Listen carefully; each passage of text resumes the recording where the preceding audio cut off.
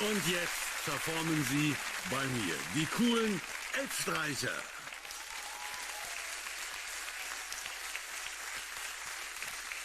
Herzlich willkommen. So, endlich dürft ihr wieder spielen. Also, ich meine, ich bin nicht der Dirigent, aber ich sage einfach, bitte.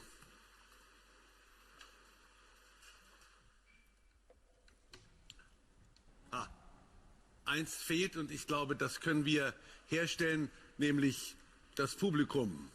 Die leere Elbphilharmonie ist ja so. Fehlt noch was?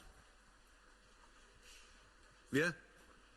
Stefan Pinter. Der Stefan fehlt noch. Ja, wo der Stefan ist, das weiß ich auch nicht. Aber ich hätte einen anderen, der mindestens genauso gut Geige spielt wie Stefan. Aber ich kenne Stefan nicht. Ich befürchte sogar wesentlich besser aussieht. Für euch heute hier, euer erster Geiger ist heute auch ein Traumgeiger. Herzlich willkommen, David Garrett. Da guckt er, hä? Du bist die Überraschung. Schön, dass du da bist. Wir reden gleich noch ein bisschen. Geübt habt ihr nicht zusammen, aber jeder für sich. Jeder für sich. Jeder für sich und mal sehen, was jetzt dabei rauskommt.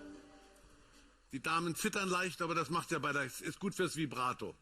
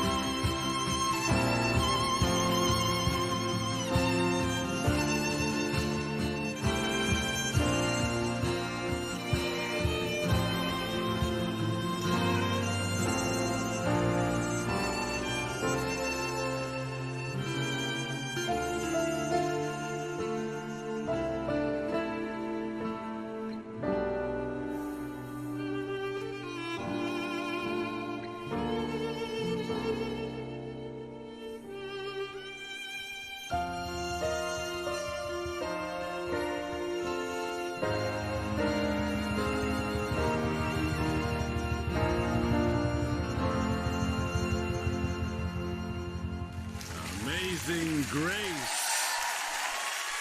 Toll war das. Ah, das war schön anzuhören und auch schön anzusehen. Ist uns die Überraschung geglückt oder hast du was geahnt? Nein, also es war total unerwartet, aber es hat sehr viel Spaß gemacht. Hat er das gut gemacht? Ja. Der Kollege? Ja? Natürlich, ja. Ja. Sag mal, Proben ist für Anfänger, insofern habt ihr großartig gemacht. Aus dem Stand. Wie kam es zu diesem Song, David? Das ist eine ganz, ganz lange Geschichte, allerdings auch eine sehr persönliche Geschichte. Ich bin damals am 10. September 2001 nach New York gezogen, an der Juilliard School zu studieren. Und das war ja ein Tag vor dem 11. September. Und das erste Stück, was ich damals spielen sollte und spielen durfte, in dieser schweren Situation, war Amazing Grace mit dem Juilliard String Orchestra. Insofern ist mir das irgendwie bleibend in Erinnerung natürlich geblieben. Und ich fand, es hat mir damals sehr viel Mut und Hoffnung gegeben. Und ist jetzt auch gerade so eine Zeit, wo man auch ein bisschen Hoffnung braucht. Deswegen fand ich es sehr passend für das neue Album. Das ist aus deinem neuen Album, also daher heute das. Für dich war das auch nicht einfach. Du warst jetzt kurzfristig nicht mehr der schönste Mann im Orchester. Also, doch. Doch, gut. Ja, er stellt sich der Konkurrenz. Ja. Und du spielst Cello und er spielt Geige. Also das kriegen wir hin. Cello ist jeden auch viel Fall. schwieriger in der Hinsicht. Cello ist schwieriger, ja? Absolut. Ja, also ich kann nicht wirklich gut Geige spielen, also ich weiß das jetzt nicht ganz Und er genau, kann nicht aber- wirklich gut Cello spielen. Also 1:1. Überhaupt nicht. Überhaupt nicht. Wie sieht's bei dir aus? Gitarre ist ohnehin der King. Also du bist ja nebenbei noch Rock'n'Roller, oder? Ja. Gut. So, was sagen die Damen? Hat das Spaß gemacht? Ja, es hat Spaß gemacht. Wollen wir ihn übernehmen ins feste Orchester?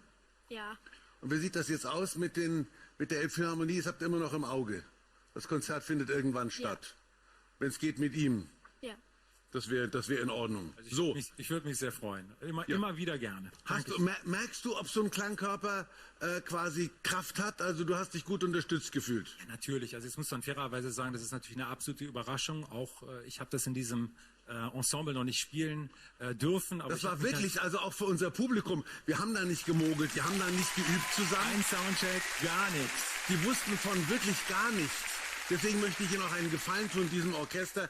Die saßen richtig lange im Bus, bis die bei uns angekommen sind. Das war anstrengend. Und die jungen Leute suchen einen Sponsor. Also falls uns jemand zusieht, der sagt, er würde gerne dieses junge Orchester sponsern, das würden wir machen, ne? Sie sind die Chefin. Genau, ich bin die Chefin. Das wäre sehr wünschenswert, weil Corona hat uns auch ganz schön in die Parade gefahren. Alle, ihr habt ja keine Auftritte mehr machen können und du brauchst dringend ein neues Hemd in deiner Größe, gell? Ja, Der Kragen ist auch ein bisschen... ja, das stimmt. Das stimmt. Ja.